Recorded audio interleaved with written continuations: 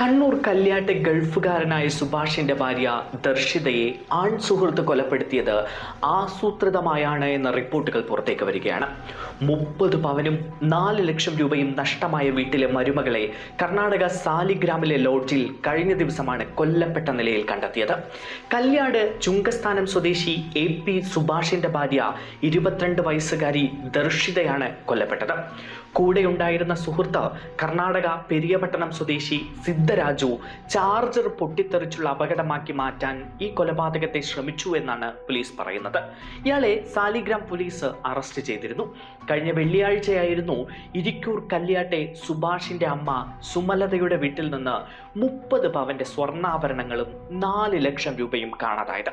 ഇതിന് പിന്നാലെ മരുമകൾ ദർശിതയെയും കാണാതായിരുന്നു. ഞായറാഴ്ചയാണ് ഇവരെ കർണാടകയിലുള്ള സാലിഗ്രാമിലെ ഒരു ലോഡ്ജിൽ കൊല്ലപ്പെട്ട നിലയിൽ കണ്ടെത്തുന്നത്. അതിക്രൂരമായിട്ടാണ് 22-കാരൻ സിദ്ധരാജു ദർശിതയെ കൊലപ്പെടുത്തിയിരിക്കുന്നത്. ലോഡ്ജിൽ വെച്ച് ദർശിതയും സിദ്ധരാജുവും തമ്മിൽ വലിയ വാക്കേറ്റമുണ്ടായിരുന്നു. ഇതിന് പിന്നാലെയാണ് സിദ്ധരാജു ദർശിതയുടെ വായിൽ ഇലക്ട്രിക് ഡിറ്റനേറ്റർ തുരുകി പരിക്കേൽപ്പിച്ച് കൊലപ്പെടുത്തിയത് എന്നാണ് പോലീസ് പറയുന്നത്. ദർശിതയുടെ മുഖമുൾപ്പെടെ വികൃതമായ അവസ്ഥയിലായിരുന്നു. ഇടിച്ച് നശിപ്പിച്ച രീതിയിലാണ് ദർശിതയുടെ മൃതദേഹവും കണ്ടിരുന്നത്. മൊബൈൽ ചാർജറിൽ ഘടിപ്പിച്ച ഡിറ്റനേറ്റർ വായിൽ കെട്ടിവെച്ച് പൊട്ടിച്ചാണ് ഇയാൾ കൊലപാതകം നടത്തിയിരിക്കുന്നത്. ചാർജർ പൊട്ടിത്തെറിച്ചുള്ള അപകടമായി ഈ കൊലപാതകത്തെ മാറ്റാനായിരുന്നു ഇയാളുടെ ശ്രമം. സിദ്ധരാജുവും ദർശിതയും ഏറെ നാളായി സൗഹൃദമുണ്ടായിരുന്നു. ഇരുവരും തമ്മിൽ ചില സാമ്പത്തിക ഇടപാടുകളും ഉണ്ടായിരുന്നു. ദർശിത സിദ്ധരാജു കടം വാങ്ങിയ പണം തിരിച്ചു ചോദിച്ചതും ഭർത്താവിനൊപ്പം വിദേശത്തേക്ക് പോകാൻ തീരുമാനിച്ചതുമൊക്കെയാണ് ഈ കൊലപാതകത്തിന് പിന്നിലെന്നാണ് പോലീസ് പറയുന്നത്. 30 പവനും 4 ലക്ഷം രൂപയും നഷ്ടമായ ദിവസമായിരുന്നു ദർശിതയും മകളും വീട് പൂട്ടി കർണാടകയിലെ സ്വന്തം വീട്ടിലേക്ക് പോകുന്നത്. പിന്നീട് മകളെ മാതാപിതാക്കളെ ഏൽപ്പിച്ച് ദർശിത സാലിഗ്രാമിലെ സിദ്ധരാജു എടുത്തിരുന്ന ലോഡ്ജിലേക്ക് എത്തുകയായിരുന്നു.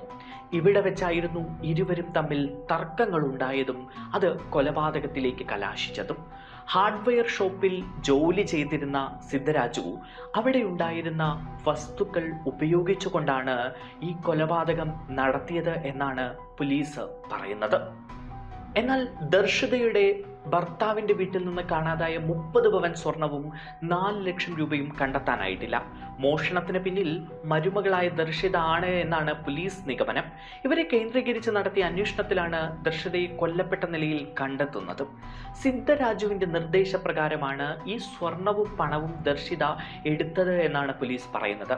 മോഷ്ടിച്ചെടുത്ത 30 പവൻ സ്വർണവും 4 ലക്ഷം രൂപയും വീതം വെക്കുന്നതുമായി ബന്ധപ്പെട്ടാകാം ഇരുവരും തമ്മിൽ വാക്കുതർക്കമുണ്ടാകുന്നത് എന്നും പോലീസ് കരുതുന്നു. കസ്റ്റഡിയിലെടുത്ത സിദ്ധരാജുവിനെ പോലീസ് ചോദ്യം ചെയ്തു വരികയാണ്.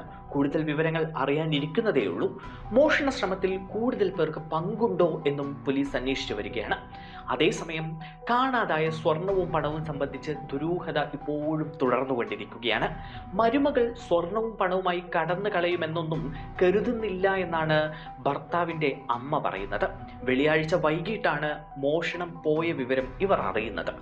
പണവും സ്വർണവും കാണാതായ ദിവസം വീട് പൂട്ടിപ്പോയത് ദർശിതയാണ്. തിരിച്ചു വന്ന അമ്മായിയമ്മ മുറിയുടെ താക്കോൽ കാണാതെ അന്വേഷിച്ചപ്പോഴാണ് പണവും സ്വർണവും മോഷണം പോയതായി ഇവർ അറിയുന്നത്. അപ്പോൾ തന്നെ ദർശിതയെ വിളിച്ചു.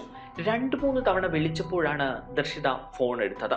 എന്നാൽ 2 ദിവസം കഴിഞ്ഞ് വരാമെന്നാണ് ദർശിത മറുപടി പറഞ്ഞത്. ദർശിത ഫോൺ എടുത്തപ്പോൾ മറ്റാരോടോ സംസാരിക്കുന്നത് കേൾക്കാമായിരുന്നു എന്നും അമ്മായിയമ്മ പറയുന്നുണ്ട്. പിന്നീട് വിളിച്ചപ്പോൾ ഫോൺ എടുത്തത് ഒരു പുരുഷനായിരുന്നുവെന്നും അപ്പു എന്ന് പറയുന്നത് പോലെ തോന്നിയെന്നും ഈ വീട്ടുകാർ പറയുന്നുണ്ട്. ഈ കുടുംബത്തിന് സിദ്ധരാജുവിനെ കുറിച്ച് യാതൊരു വിവരങ്ങളും അറിയുമായിരുന്നില്ല. ഹൊൻസൂർ സ്വദേശിയാണ് ദർശിത. മകളെ വീട്ടിൽ നിർത്തിയ ശേഷമാണ് സാലിഗ്രാമത്തിലെ ലോഡ്ജിലേക്ക് ദർശിത പോയിരിക്കുന്നത്. ഇതിനു മുൻപും പലതവണ സിദ്ധരാജു ദർശിതയുടെ കയ്യിൽ നിന്നും പണം വാങ്ങിയിട്ടുണ്ട് എന്നും താൻ കടുത്ത സാമ്പത്തിക പ്രതിസന്ധി നേരിടുന്നുണ്ട് എന്നും പ്രതി പോലീസിന് മൊഴി നൽകിയിട്ടുണ്ട്.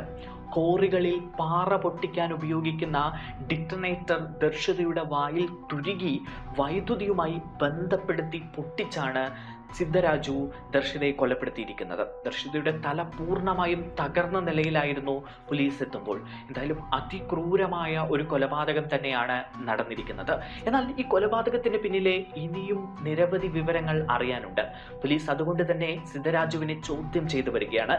കൂടുതൽ വിവരങ്ങൾ ഇതുമായി ബന്ധപ്പെട്ട് വരും ദിവസങ്ങളിൽ അറിയാൻ കഴിയും.